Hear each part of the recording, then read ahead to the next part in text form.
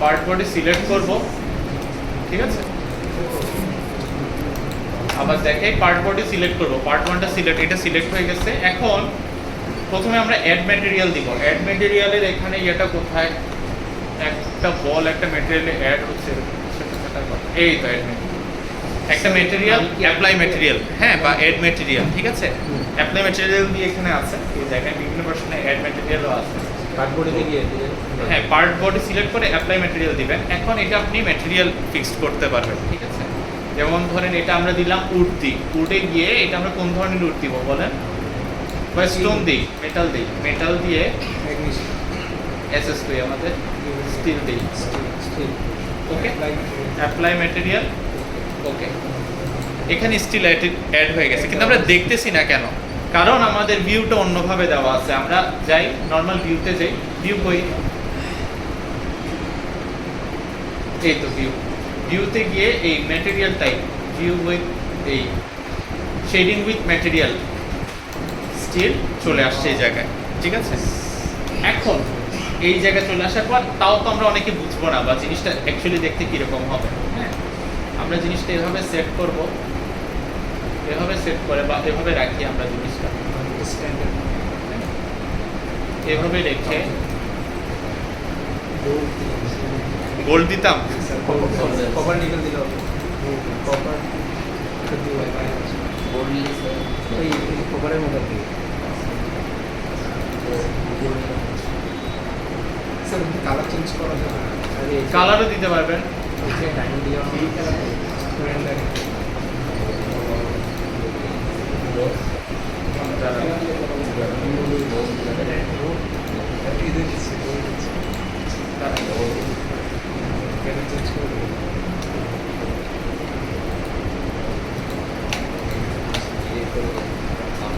এখানে সিলেক্ট করে মেটাল করতে স্যার কোথায় সাইডে থেকে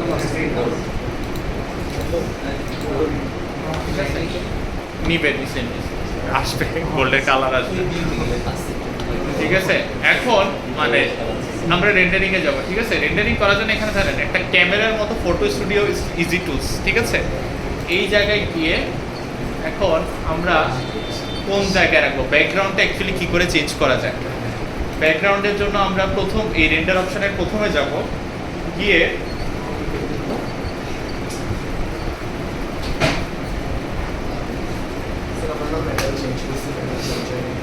মেটাল চেঞ্জ হয়েছে মানে লাইট পড়ে নাই তো সেজন্য বুঝতেছেন। একটু বলুন ভাইরাস। এখন এই প্রিডিফাইন এখানে হচ্ছে বিভিন্ন ব্যাকগ্রাউন্ড আছে, ঠিক আছে। তো আপনি এরকম একটা ব্যাকগ্রাউন্ড চুজ করেন, যে কোনো একটা ছবি বা আপনি নিজেও ছবি দিতে পারেন, ধরেন এই ডিফল্টটা দিয়ে দিন। না দাঁড়ান, আমাদের এটাতে প্রবলেম হয়েছে, দাঁড়ান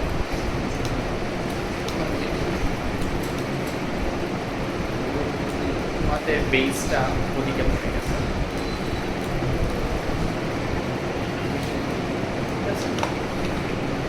এখন আমরা রেন্ডারিংয়ে যাই, ওকে।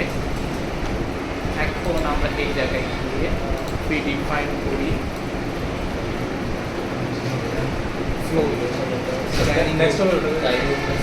আচ্ছা এইটাতে রাখি আমরা, হ্যাঁ এই ডিফল্টটাতে রাখি, তাহলে আপনাদের বুঝতে সুবিধা হবে। একটু দেখেন কেন বলতেছি।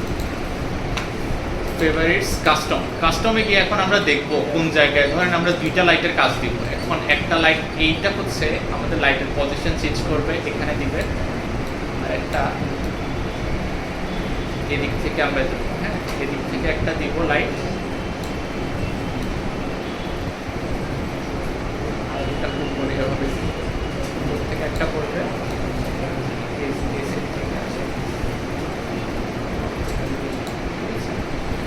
এটা হচ্ছে দুইটা লাইট বা কোথা থেকে পড়বে। এখন এই জিনিসটা হচ্ছে, এটা মনে হয় অ্যাম্বায়েন্ট, যে এটা কতটুকু আপনি মানে আপনার আলো ছায়ার খেলাটা কতটুকু আপনার এই জায়গায় আসবে, ঠিক আছে।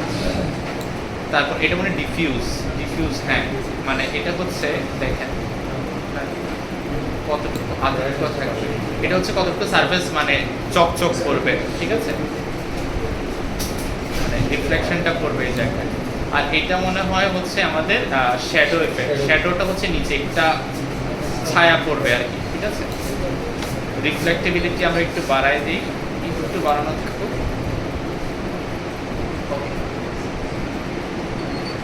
ট্রান্সপারেন্সি বাড়াই দিলে জিনিসটা ভিতরে আরো দেখা যাবে। এটা ট্রান্সপারেন্সিটা সেজন্য আমরা বন্ধ করে রাখি।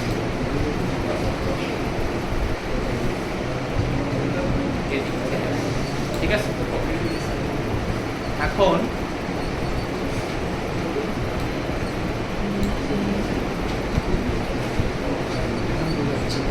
ওকে, এখন এই জায়গায় হচ্ছে আমরা সাইজ নিব, আরেকটু আমরা একটু বড় করি। হ্যাঁ, এখন হচ্ছে আমরা সাইজ কাট, যে কোয়ালিটি আমরা এই জায়গায় হাই রাখবো, দ্বারা স্ক্রিন। ওকে, এখন আমরা স্ক্রিনটা কেটে নিব, কত দূর থেকে কতটুকু কি হবে।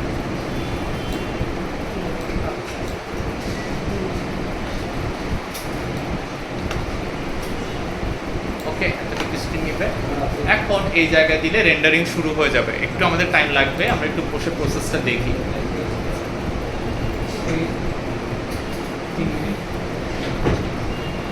এখন আমাদের এই পিসিটা একটু উইক পিসি, তো এই পিসিতে হইতেছে আমাদের মানে অ্যাকচুয়ালি আমাদের মানে কার্ড তো নাই, গ্রাফিক্স কার্ড নাই। তো যাদের গ্রাফিক্স কার্ড আছে, পিসি একটু শক্ত, ওদের এই জায়গায় রেন্ডারিংটা আরও ভালো হবে, বুঝতে পারছি? তখন হচ্ছে আরও ছোট ছোট পিক্সেলে জিনিসটা নিতে পারবে।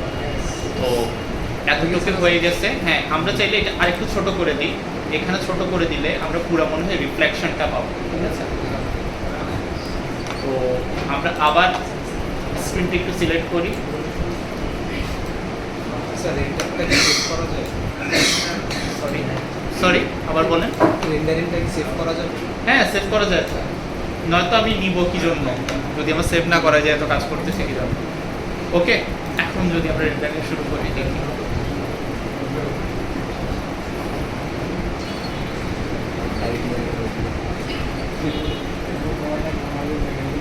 আমরা যে লাইটের পোর্শনটা দিয়েছিলাম পিছনে দেখেন কিন্তু ছায়া পড়ছে। হ্যাঁ, এবং আমাদের যে মাটির উপর রাখা আছে ওইটার মধ্যেও কিন্তু একটা আমরা ইফেক্ট পাচ্ছি। তো এই জিনিসটা আপনারা চাইলে একটু ঘাটাঘাটি করে নিজেদের মতো করে করতে পারেন। ধরেন যে এই জায়গায় আমরা অন্য অবজেক্টগুলো রাখতেছিলাম, বা আপনাদের মনে কোয়েশ্চেন আসতে পারে, স্যার টেবিল ছিল বা অন্যান্য মানে ওয়ার্কিং টেবিল ছিল বা ডেস্কটপ পিসি টেবিল ছিল, ফ্লোর ছিল।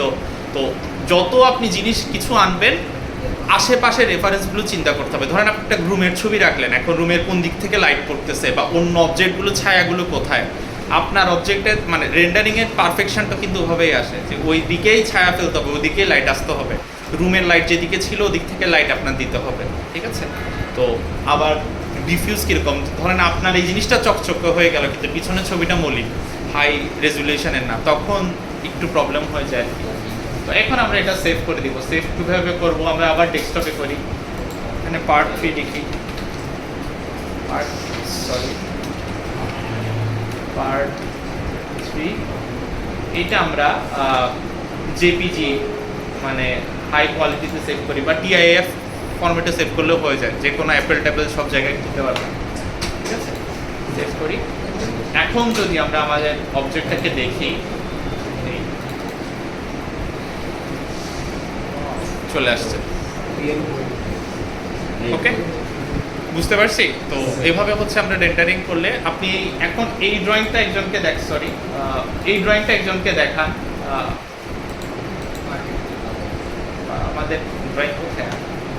আচ্ছা, আমাদের এটা তো সেভ হয়ে গেছে না, এটা তো সেভ হয়ে গেছে না, ক্রস করি। বা এখন যেটা আছে, ধরেন আমরা নর্মাল ড্রয়িংয়ে যাই এবং যদি ওয়্যার ফ্রেমেও চলে যাই। ওকে, তো এই ড্রয়িং বা আমরা যে এই জায়গায় বলছিলাম,